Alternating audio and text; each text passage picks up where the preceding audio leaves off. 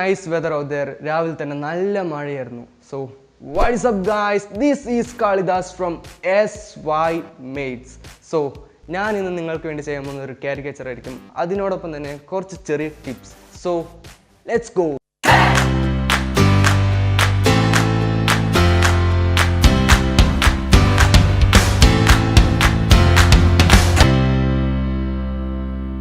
Find your subject. ഒരു successful കാരിക്കേച്ചറിൻ്റെ ആദ്യത്തെ സ്റ്റെപ്പാണ് ഫൈൻഡ് യുവർ സബ്ജക്റ്റ്. നിങ്ങൾ ആരെയാണ് വരയ്ക്കാൻ വേണ്ടി പോകുന്നത് എന്നാണ് ഈ സ്റ്റെപ്പിലൂടെ നോക്കുന്നത്. ഒരു ആവറേജ് ഫേസിൽ നിന്നും നിങ്ങൾ ചൂസ് ചെയ്ത സബ്ജക്റ്റിൻ്റെ ഫേസ് എത്രമാത്രം വ്യത്യസ്തമാണെന്നാണ് ഇതിൽ നോക്കുന്നത്. എക്സാമ്പിൾ ഹെഡ് ഷേപ്പ് ആയിരിക്കാം, ഐ ആയിരിക്കാം, ന്യൂസ് ആയിരിക്കാം, ചിലരുടെ ന്യൂസൊക്കെ വലുതായിരിക്കും, അതായിരിക്കാം. ഞാനിവിടെ ചെയ്യാൻ പോകുന്നത് സൗബിൻ ചേട്ടൻ്റെയാണ്. Thumbnail sketch. സൗബിൻ ചേട്ടൻ്റെ 5 ആംഗിളിൽ നിന്നുള്ള ഫോട്ടോസ് ഞാൻ അവിടെ സെലക്ട് ചെയ്തിട്ടുണ്ട്.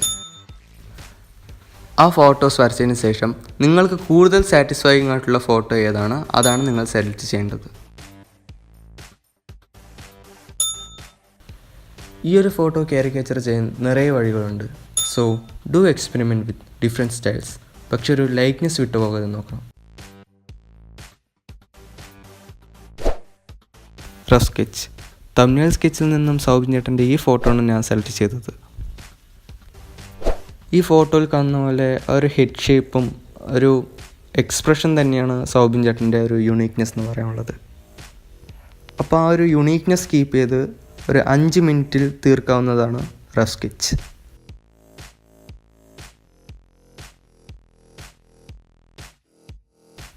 സോ നമ്മൾക്കിനി ഫൈനൽ ഡ്രോയിങ്ങിലേക്ക് പോവാം.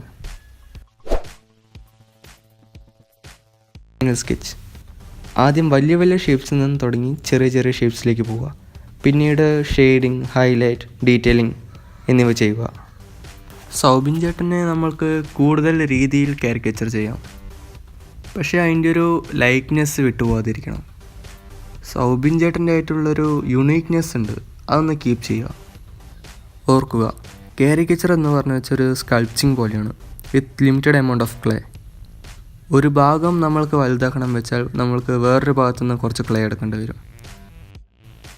സിമ്പിളായിട്ട് കാരിക്കേച്ചർ ചെയ്യാനുള്ള ഒരു ഈസി വേ ആണ് പ്രാക്ടീസ്. നിങ്ങൾ എത്ര പ്രാക്ടീസ് ചെയ്യുന്നുണ്ടോ അത്രയും കാരിക്കേച്ചർ നിങ്ങൾക്ക് ഈസി ചെയ്യാൻ പറ്റും. So that's it guys. നമ്മളുടെ ഫൈനൽ സ്കെച്ച് ഇവിടെ പൂർത്തിയാവുന്നു.